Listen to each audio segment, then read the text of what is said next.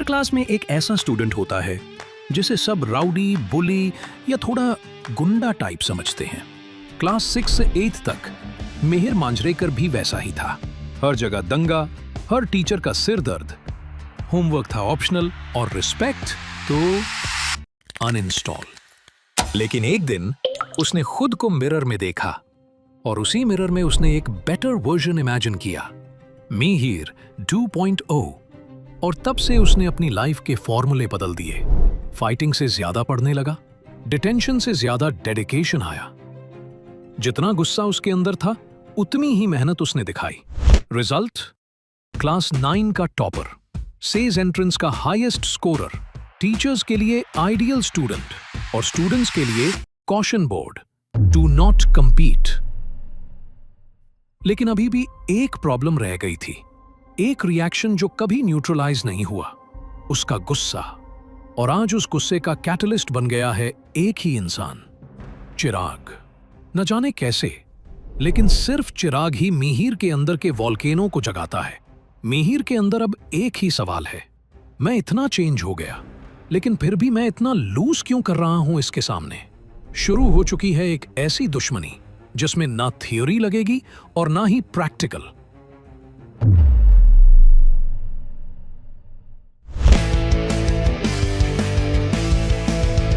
Physics, chemistry, bio में था fail, hero था यहाँ का, फिर हुआ ऐसा खेल। खोला गलत मेल, देखो हुई मुझे जेल, आके देखो फंस गया स्पाई स्कूल में। कोई नहीं चिराग भाई, सब सिखा देंगे आपको।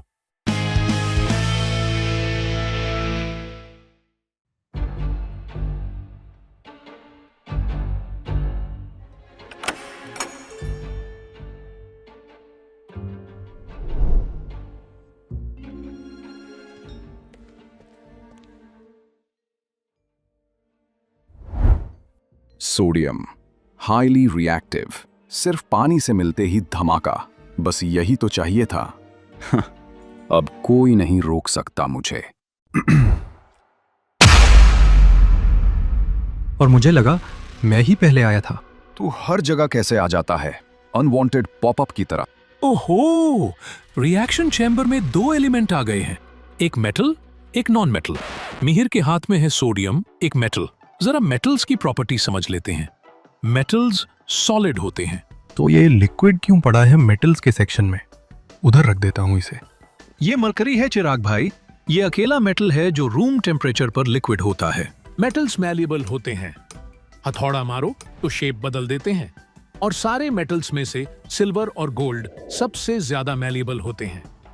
नंबर 3, डक्टाइल, खींचो तो वायर बन जाए, एंड गोल्ड इसका बेस्ट एग्जाम्पल है। Number 4, good conductor of heat and electricity, silver और कॉपर हीट और इलेक्ट्रिसिटी के बेस्ट कंडक्टर होते हैं। बैक टू कंसेप्ट, चिराग के पास सल्फर, एक नॉन मेटल। नॉन मेटल के बारे में भी जान लेते हैं। नंबर 1, डल इन अपीयरेंस, जैसे चिराग भाई का फ्यूचर। और हाँ, एक जरूरी बात, नॉन मेटल्स या तो सॉलिड होते हैं या गैस। ब्रोमीन का नाम नहीं सुना क्या? गुड ऑब्जर्वेशन मिहिर भाई। फॉर्म में नहीं हूं आज मैं शायद। ब्रोमीन ऐसा नॉन मेटल है जो लिक्विड होता है। Back to concept. Number 2, non metals poor conductor होते हैं। नंबर 3, ब्रिटल, गिरते ही टुकड़े हो जाते हैं।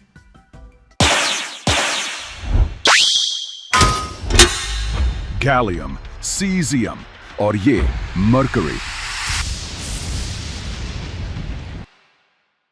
अभी तुझे मीना माटा करवाता हूं। तो ये है मरकरी, एक ऐसा मेटल जो रूम टेम्परेचर पे लिक्विड होता है। कूल तो लगता है लेकिन टॉक्सिक भी है। इसके अलावा गैलियम और सीजियम का भी लो मेल्टिंग पॉइंट होता है। तेरे अटैक का तो हकुना मटाटा हो गया भाई। ले प्रसाद चूज कर अपना। कोई नहीं, मैं कर लेता हूँ तेरे लिए। अक्कड़ बक्कड़ बम्बे बो। अबे जल्दी कर, कल सुबह पनवेल निकलना है।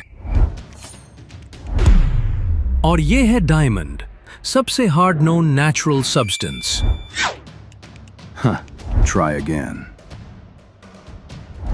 ये है ग्रेफाइट, सॉफ्ट और ऐसा नॉन मेटल जो बिजली कंडक्ट करता है।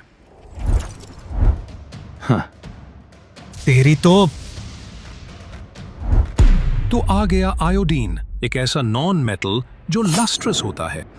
बस अब एंड गेम का टाइम आ गया है। सोडियम, किंग ऑफ फायरवर्क्स, अब खेल ही खत्म कर देता हूं। ये क्या हो रहा है यहाँ? अरे यार, बड़े गलत टाइम पे एंट्री ली है। पर चलो, जब सोडियम तक बात पहुंच गई है तो जरा समझ ही लो। ये हैं अल्कलाई मेटल्स, सोडियम, लिथियम और पोटेशियम। ये सब मेटल्स हैं, पर इनकी आदतें अलग हैं। इनकी बॉन्डिंग स्ट्रांग नहीं, पर रिएक्शंस एक्स्ट्रा स्ट्रांग। इसलिए इन्हें केरोसिन में रखा जाता है। और सबसे कूल फैक्ट, इतने सॉफ्ट होते हैं कि नाइफ से कट जाते हैं।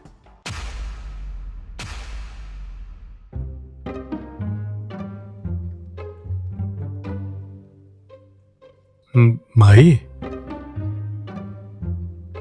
यह मेस में चिली पटैटो नहीं मिलते क्या? पागल है क्या तू थोड़ा सा? आ जाओ। सर, चिराग यदुवंशी की ओरिजिनल एडमिशन फाइल, जैसा आपने बोला था। टेबल पे रख दो। सर, वो लड़का, चिराग, सब समझ रहे हैं कि एडमिशन सिस्टम की कोई गलती थी। मुझे सब पता है। ना एप्टीट्यूड, ना टेस्ट प्रेप, ना प्रॉपर फॉर्म फिल, और फिर भी ये यहां तक आ गया। सर, आप चाहे तो अभी भी हटा सकते हैं उसे। नहीं, मुझे देखना है एक फ्लॉड कैंडिडेट से सिस्टम का क्या रिएक्शन होता है। हाँ? चिराग को सब गलती समझे, मुझे कोई प्रॉब्लम नहीं, क्योंकि जो असली काम है वो उसके यहां रहने से हो रहा है। चिराग और मिहिर को अंदर भेजो।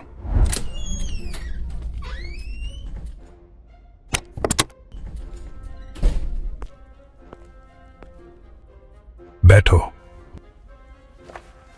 ये सेज है, सर्कस नहीं। तुम दोनों में से कोई भी रिपीट ऑफेंडर बना तो दोनों को फेंक दूंगा बाहर। Yes sir. जाओ, क्लास में जाकर पढ़ाई करो। सुधरना है या तुम्हें ऊपर जाना है, ये तुम्हारे हाथ में है। यस सर, हमारी क्लास ऊपर ही हो रही है। Nice one. भागो यहां से। And Chirag, I have my eyes on you. ये बच कैसे गए? Let's start simple. जब हम किसी मेटल को एयर में बर्न करते हैं तो वो किससे रिएक्ट करता है? Ma'am, with oxygen? Very good Chhaya. Example देखते हैं। मैग्नीशियम को जब एयर में बर्न करते हैं, एक ब्राइट वाइट फ्लेम के साथ मैग्नीशियम ऑक्साइड बनता है। अरे ये सब तो मैं कब का करके छोड़ चुका हूँ। एक और एग्जाम्पल देखते हैं। कॉपर को जब एयर में बर्न करते हैं, धीरे धीरे इसका कलर बदल जाता है, ब्लैक कोटिंग आ जाती है। जब कॉपर एयर में हीट होता है तो ये रिएक्ट करता है ऑक्सीजन के साथ और बनाता है कॉपर 2 ऑक्साइड, एक ब्लैक कलर्ड सब्सटेंस। जब मेटल्स एयर में बर्न करते हैं, वो ऑक्सीजन के साथ रिएक्ट करके मेटल ऑक्साइड्स बनाते हैं। और मोस्टली ये मेटल ऑक्साइड होते हैं बेसिक, मतलब एसिड के साथ रिएक्ट करके सॉल्ट और वाटर बनाते हैं। पर सब बेसिक नहीं होते। कुछ ऑक्साइड्स जैसे एल्यूमिनियम ऑक्साइड या जिंक ऑक्साइड थोड़े डबल फेस होते हैं। इन्हें कहते हैं एम्फोटेरिक ऑक्साइड्स। ये एसिड के साथ भी रिएक्ट करते हैं और बेस के साथ भी। दोनों की टीम से खेलते हैं। नाम याद रखना, एम्फोटेरिक। केमिस्ट्री के असली डिप्लोमेट्स।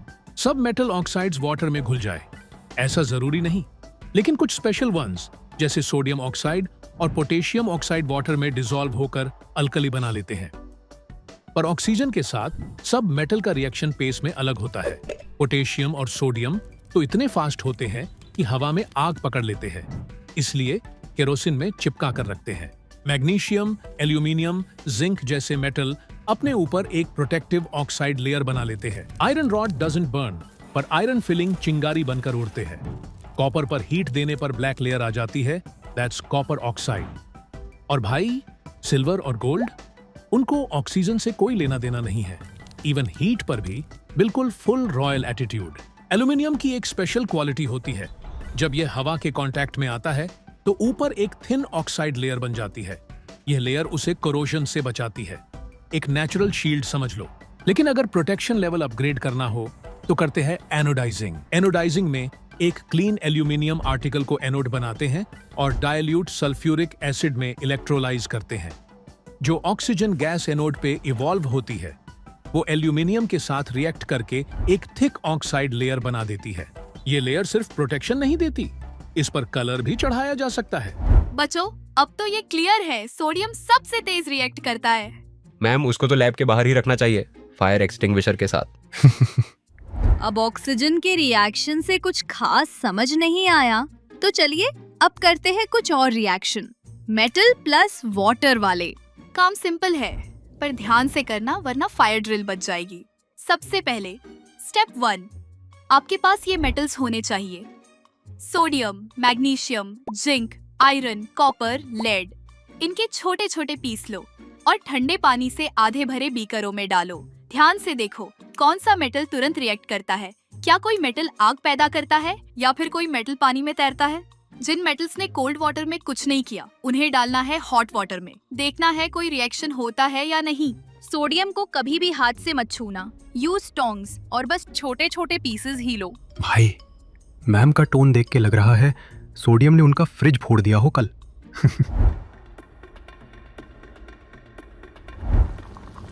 हाँ, Oh my god. मिहिर, तुम ठीक हो? I am fine. थोड़ा सा केमिकल सरप्राइज हो गया बस। डायनामाइट होता तो मजे ही आ जाते। हाँ, yeah it all happened so fast. I tried to warn him but sodium इतना अनप्रेडिक्टेबल है कि देखो क्या हो गया मेरे दोस्त को। भाई तू तो 2 सेकंड पहले बोल रहा था डायनामाइट होता तो। क्लासमेट इंजर्ड है भूपिंदर, रिस्पेक्ट द मोमेंट। कुछ मेटल जैसे सोडियम एंड पोटेशियम इतने हाइपर एक्टिव होते हैं कि कोल्ड वाटर में ही धमाका कर देते हैं, just like Mihir when he is around Chirag. Reaction इतना एक्सोथर्मिक होता है कि निकली हुई हाइड्रोजन गैस तुरंत आग पकड़ लेती है। कैल्शियम थोड़ा चिल गए है, जस्ट लाइक चिराग। रिएक्शन करता है इतना माइल्ड कि हाइड्रोजन बस बबल्स देता है, आग नहीं। मैग्नीशियम भाई को ठंडा पानी नहीं पसंद, कोल्ड वाटर से रिएक्ट नहीं करता, लेकिन जैसे ही हॉट वाटर मिलता है भाई थोड़ा एक्टिव हो जाता है और सरफेस पर फ्लोट भी करता है। हाइड्रोजन गैस के जो बबल्स बनते हैं वो मैग्नीशियम के सरफेस से चिपक जाते हैं, इसलिए वो ऊपर तैरता है। एल्यूमिनियम, आयरन और जिंक कोल्ड और हॉट वाटर से बोर हो जाते हैं, जैसे तुम्हारे डेली लेक्चर। लेकिन स्टीम आया तो सडनली रिएक्टिव हो जाते हैं, जैसे कि गेम्स पीरियड। और कुछ मेटल्स, लेड, कॉपर, सिल्वर या गोल्ड, यह पानी से रिएक्ट करना अपने स्टेटस से बिलो समझते हैं। देखा लापरवाही का नतीजा। हाय, गुस्से में कितनी प्यारी लगे से मैडम। धर्मवीर सर, क्या मैं आपको पी दूं? अरे सविता जी, ये क्लास तो मेरे टाइम की है, सारा आप ही पढ़ा लोगी क्या? 5 मिनट दीजिए तनिक सर। हाय मैडम जी, इतने प्यार से बोलोगी तो 5 मिनट के तन्ने 50 साल भी दे दें। हाँ कर दो बस। है जी, कुछ कह रहे? ना मैडम, कुछ नहीं, आप कंटिन्यू करो। रे बाड़को, हमने रिस्पेक्ट न करनी आवे के, थैंक यू बोलो मैडम को। सर, आगे का भी मैम को ही पढ़ाने दो प्लीज। जान खा जा तू मैडम की, इंसान न है कि वो। ओहो, आपको बड़ी चिंता है सर मैम की, हमारी भी कर लिया करो कभी। अभी करता हूँ, तेरा चिंता था चिता चिता। नहीं सर। अब हम देखेंगे मेटल कैसे रिएक्ट करता है एसिड के साथ। सिंपल भाषा में बोले तो मेटल प्लस एसिड देते हैं salt plus hydrogen gas. Reaction ऐसे हुए है कि मेटल एसिड में घुसते ही अपना एटीट्यूड दिखाता से, हाइड्रोजन गैस छूटती से और सॉल्ट बनता से। और अगर मेटल बहुत एक्टिव हो तो गैस भी जोर से निकलेगी। गैस जोर से निकले? मेटल की पाइप फट गई है क्या? चिराग भाई, ऐसे सवाल पूछोगे तो तुम्हारी ही पाइप फट जाएगी किसी दिन। अब जब सबको लगा कि सारे एसिड्स मेटल्स के साथ चुम्बेश्वरी रिएक्शन करते हैं, तब आता है एक ट्विस्ट, नाइट्रिक एसिड।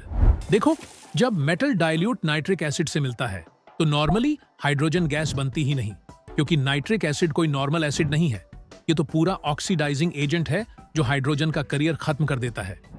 जो थोड़ा बहुत हाइड्रोजन निकलता भी है। HNO3 उसे तुरंत ऑक्सीडाइज कर देता है, वो वाटर में बदल जाता है और HNO3 खुद नाइट्रोजन ऑक्साइड बन जाता है, जैसे N2O, NO या NO2। बस समझ लो, नाइट्रिक एसिड एक विलन है जो हाइड्रोजन को सीन से हटा देता है और हर मेटल एसिड के साथ एक जैसा रिएक्ट नहीं करता। किसी का रिएक्शन भयंकर और किसी का नॉट सो स्ट्रॉन्ग। मैग्नीशियम होता है, सबसे तेज झटपट बबल्स देता है और टेस्ट ट्यूब गर्म हो जाता है। फिर आते हैं एल्यूमिनियम, जिंक और आयरन, जिनमें रिएक्शन स्लो हो जाता है। और कॉपर, भाई ने कुछ भी नहीं किया, न बबल्स न हीट।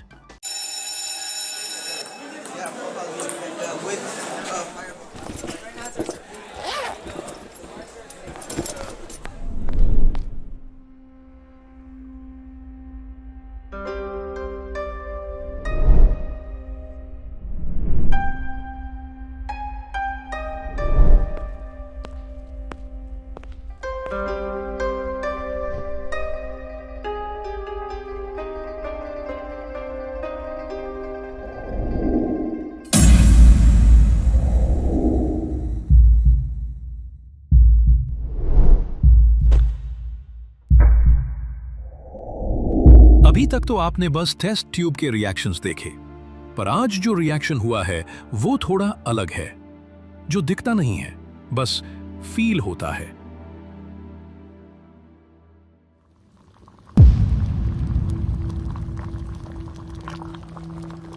सर, आपके लिए एक खबर है। बताओ।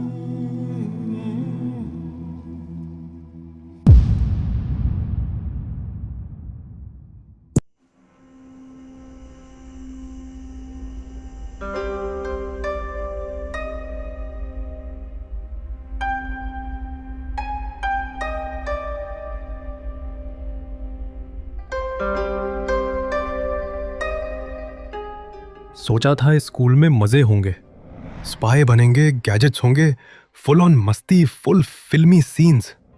पर ये जगह तो मुझे धीरे धीरे तोड़ रही है। मिहिर, डायरेक्टर और मैं कौन हूं यहां? तुम कब से फिलॉसफी करने लग गए? मैं तो यहां से भागना चाहता हूं। हर दिन ऐसा लगता है मैं यहां गलती से आया हूं। अच्छा, तुम्हें भी लगता है ऐसा? मुझे लगा मुझे ही लगता है सिर्फ। तुम्हें मजाक लग रहा है ना? हाँ, लगेगा ही, क्योंकि तुम तो परफेक्ट हो हर चीज में। अरे, हर कोई एक जैसा थोड़ी होता है। हर सिचुएशन पे सब अलग अलग रिएक्ट करते हैं। बिल्कुल सही कहा छाया ने। जिंदगी हो या केमिस्ट्री, हर एलिमेंट का अपना रिएक्शन होता है। कोई जल्दी इग्नाइट हो जाता है, कोई धीरे धीरे बदलता है और कोई तो बस खामोश रहता है। इसलिए जब हम मेटल्स की रिएक्शंस देखते हैं तो समझना पड़ता है उनका टेम्परामेंट और उनकी reactivity, and this is known as reactivity series.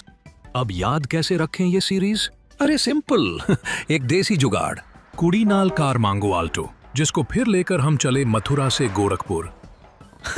थोड़ा फिल्मी है लेकिन याद रह जाता है। आजकल कुड़ी ऑल्टो में कहाँ मान रही है। सही बात है चिराग भाई।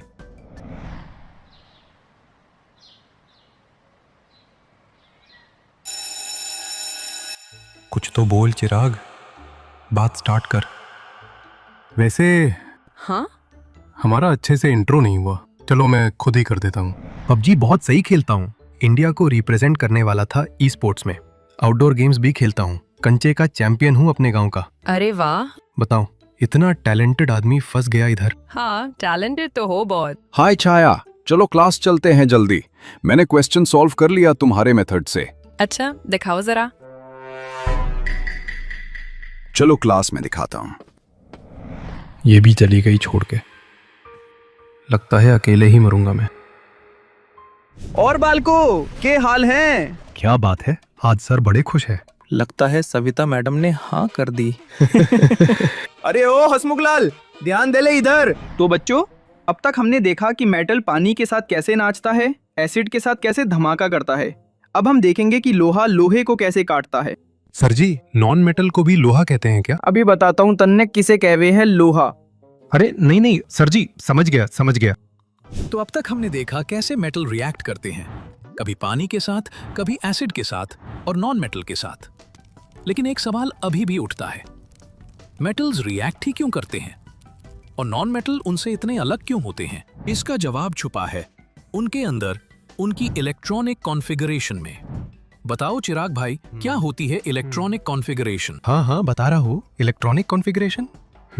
इसकी तरह आपको भी नहीं याद होगा, बट मैं इसीलिए तो हूँ। हाँ तो जल्दी बताना भाई। इलेक्ट्रॉनिक कॉन्फ़िगरेशन का मतलब होता है इलेक्ट्रॉन्स एटम के अंदर कैसे अरेंज्ड हैं, उनके एनर्जी लेवल्स या शेल्स में। एटम्स चाहते हैं कि उनका आउटर शेल फुल हो जाए, जैसे नोबल गैसेस का होता है, तभी वो स्टेबल फील करते हैं। मेटल्स के पास कम इलेक्ट्रॉन्स होते हैं आउटर शेल में, इसलिए वो इलेक्ट्रॉन्स दे देते हैं। नॉन मेटल्स के पास ज्यादा होते हैं, बस एक तो कम, तो वो इलेक्ट्रॉन ले लेते हैं। मेटल जैसे सोडियम Na, उसका इलेक्ट्रॉनिक कॉन्फ़िगरेशन होता है 281। उसके आउटर शेल में सिर्फ एक इलेक्ट्रॉन होता है, तो वो इजीली दे देता है ताकि पीछे जो शेल है वो फुल हो जाए। नॉन मेटल्स जैसे क्लोरीन Cl, उसका कॉन्फ़िगरेशन होता है 287। उसको बस एक इलेक्ट्रॉन चाहिए फुल होने के लिए, तो सोडियम अपना एक इलेक्ट्रॉन देता है, क्लोरीन ले लेता है और दोनों बन जाते हैं आयन, Na+ कैटायन और Cl- anion। अब एक और एग्जाम्पल देखते हैं मैग्नीशियम और क्लोरीन का। मैग्नीशियम का इलेक्ट्रॉनिक कॉन्फ़िगरेशन होता है 282, मतलब उसके आउटर शेल में 2 इलेक्ट्रॉन्स होते हैं।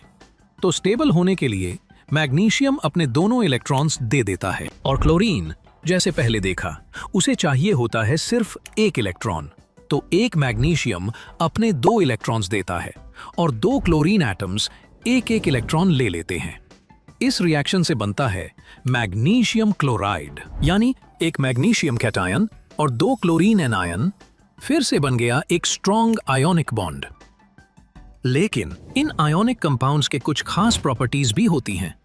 चलिए एक एक करके समझते हैं रट्टा मार के। सबसे पहले इनका फिजिकल नेचर।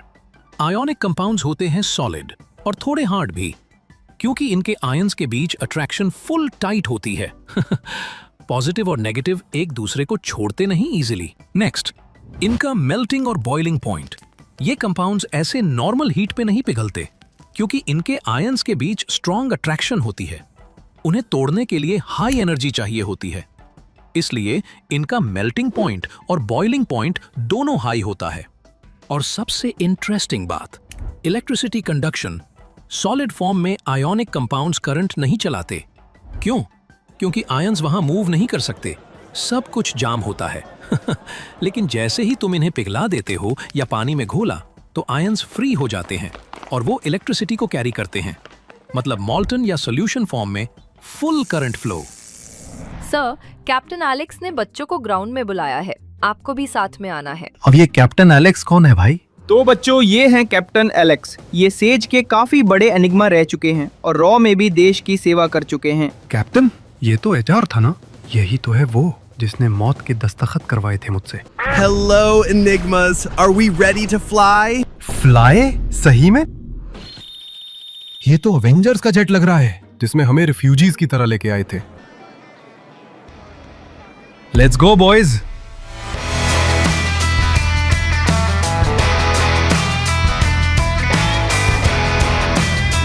राम राम राम राम राम राम राम राम राम राम राम राम। मैं ही गधा हूँ जो इसमें आया, उतार दो मुझे भाई। 100-200 ले ले पर लैंड करा दे। डरपोक। भगवान बचा लो। धर्मवीर सर, कहाँ हो आप? अरे मैं तो खुद लटका हुआ हूँ। मैं कौन सा पैराशूट हूँ जो तन्ने बचाऊंगा? अब तो बस एक ही चीज बचा सकती है। राम राम राम राम राम राम राम राम राम राम। मरा मरा मरा मरा मरा मरा मरा मरा मरा मरा। अरे चक्कर आ गए रे बाबा। हाय चिराग, आर यू ओके? वैसे तुमने सुना, किसी के जोर जोर से चिल्लाने की आवाज आ रही थी। I wonder who was it? Mihir था वो तो। बहुत कोशिश करी मैंने उसे काम डाउन करने की। मुझे तो बड़ा मजा आया फ्लाइट में। अरे चिराग बेटा, मुझे तो उठा ले, मैं तो टूट गया रे। All right, Enigmas. यही वो जगह है जहां अर्थ के सबसे गहरे सीक्रेट्स buried है। No alien bodies नहीं, but something more valuable. metals. Alien होते तो चिराग को पक्का उठा लेते। कुछ समझ नहीं आ रहा सर। ये जो जमीन है ना, this crust, it's not just मिट्टी or rock. It's a treasure map. हमारी धरती की crust is the major source of metals. Sir sea में भी होता है क्या, या सिर्फ मिट्टी वाली जगह? Smart question, Agent Abhinav. Yes, seawater भी एक source है. It has soluble salts जैसे sodium chloride, magnesium chloride and many more. लेकिन यहाँ जो हम देख रहे हैं वो ज़्यादा concentrated होता है. This thing in my hand, this is a mineral. मतलब एक naturally occurring element या compound जो earth की crust में मिलता है. But not every mineral is useful. कभी-कभी mineral में metal की quantity इतनी कम होती है कि extraction का फायदा ही नहीं होता. But this is an ore.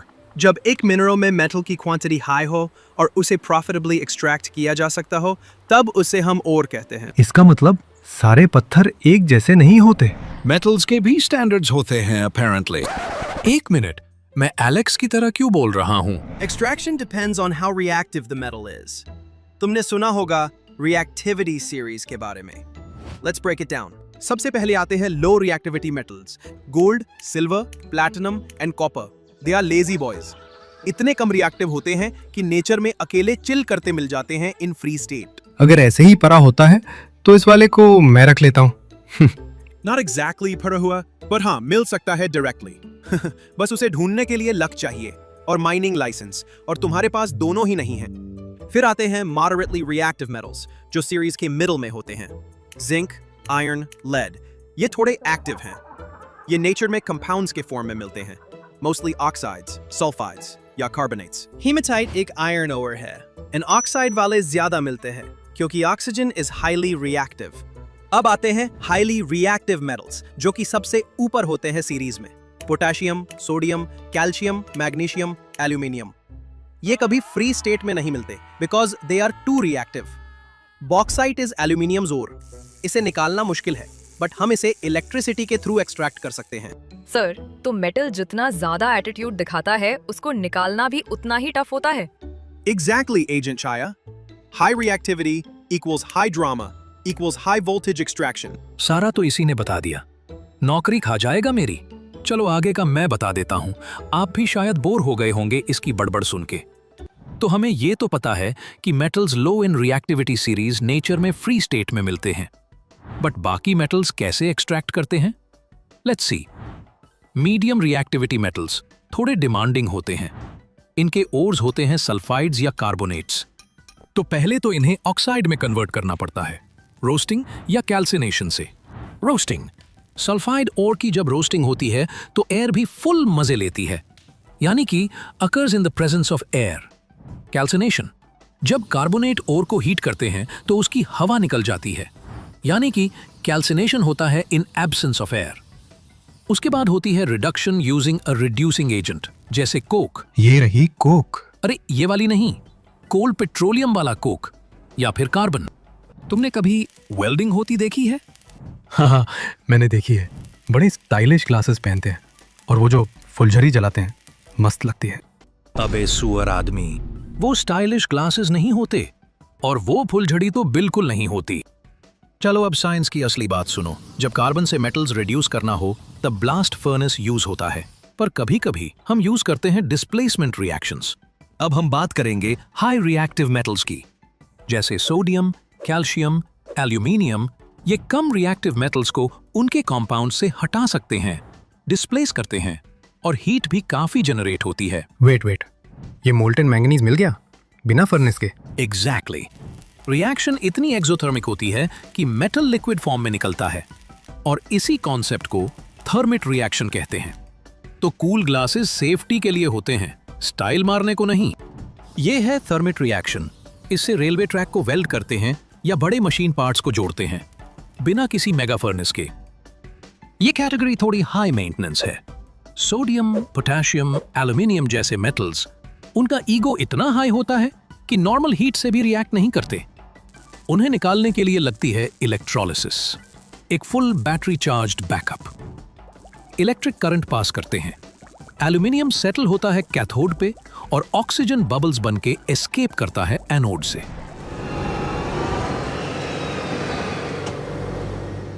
Final stop. Picture अभी बाकी है मेरे दोस्त। Real soldiers clean their weapons and we refine our metals. अरे यार, और कितना प्रोसेस बचा है? मेटल के साथ मेरी भी रिफाइनिंग हो गई।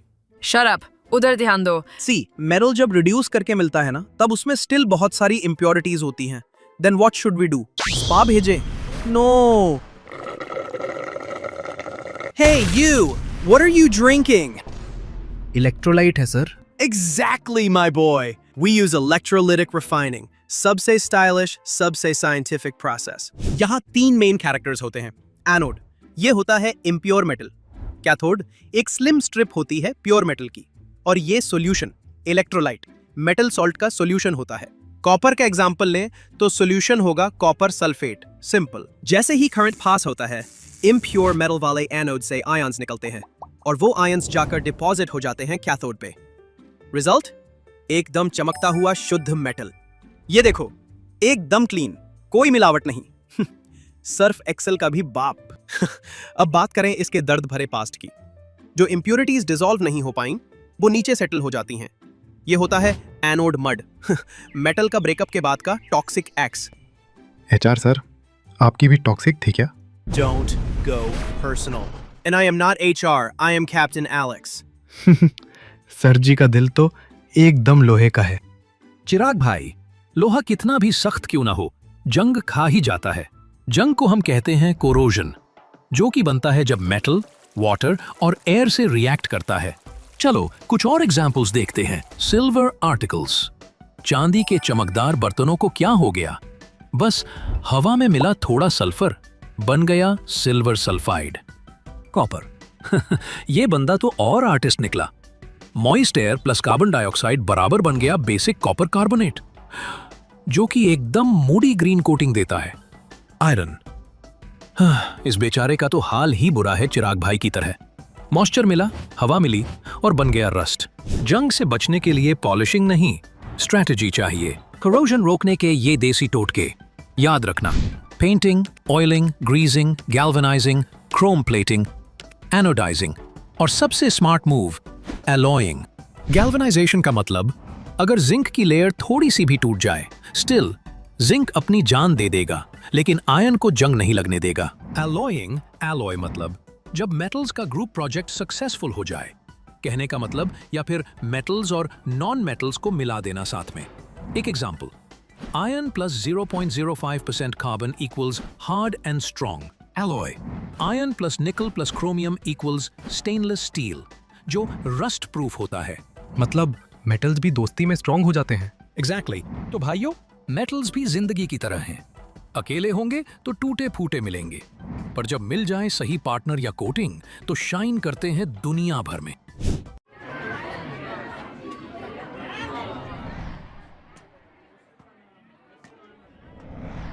यार मज़ा नहीं आया। फालतू मिशन, फालतू जगह, फालतू लोग। यार बैकग्राउंड कैरेक्टर वाली फील आ रही है। मेन कैरेक्टर तो शायद कोई और ही है, वो मिहिर शायद। हाँ, जब भी मैं टेंस्ड या कंफ्यूज्ड होता हूं, तुम कैसे टेलीपोर्ट हो जाती हो मेरे आसपास? ये व्यू कितना सही लगता है ना, एकदम फैंटेसी जैसा। तुम भी? क्या? नहीं, वो ये सीनरी कभी नोटिस नहीं करी मैंने। अच्छा है, मस्त है। फालतू चीजों पे फोकस करोगे तो कैसे नोटिस होगा बुद्धू।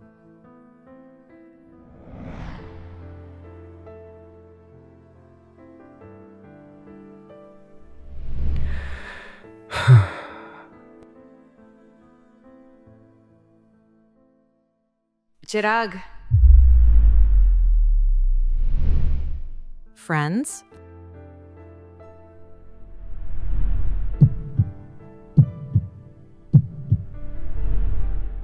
पर क्यों?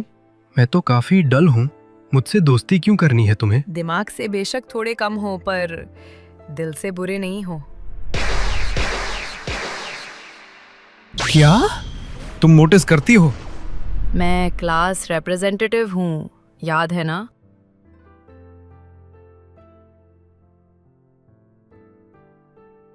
पर कुछ कंडीशंस हैं। जैसे? नो स्लैकिंग ऑफ, नो फालतू के साइंस जोक्स, और अगर तुम मेरे दोस्त हो तो खुद पे डाउट करना छोड़ो और इम्प्रूव योरसेल्फ। पक्का। नेक्स्ट टाइम सबसे पहले मैं आंसर दूंगा क्लास में। Competition accepted. वेट भाई, क्या हो रहा है ये? चिराग भाई का कैरेक्टर डेवलपमेंट मोमेंट? अबे यार, मैं क्या क्या बोल के आ गया। जो भी हो मजा आ गया, सपने जैसा फील हो रहा है। लड़की का चक्कर बाबू भैया। देखते हैं छाया और चिराग की ये बॉन्डिंग कोवलेंट बॉन्ड जितनी स्ट्रांग हो पाती है या नहीं। Covalent bond? अगले एपिसोड में बताऊंगा चिराग भाई। बाय। अरे सुनो तो।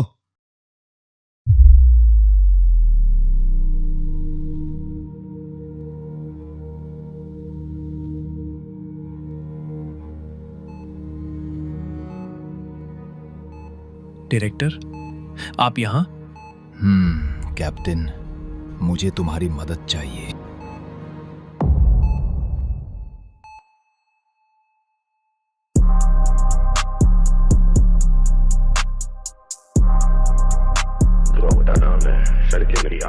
नाम है चिराग, लगा धू सब में आग, रख बात तू ये याद नहीं, मांगा तेरा साथ, जो भी किया खुद ना मांगी है मदद। शब्दों में है धार, हर लाइन में सजा, सपनों को मैं जीता, नजरों में तेजी, रहूं मैं हमेशा आगे पीछे, कोई नहीं टकराऊं हर दीवार से, तोड़ दूं ये सीमाएं जो भी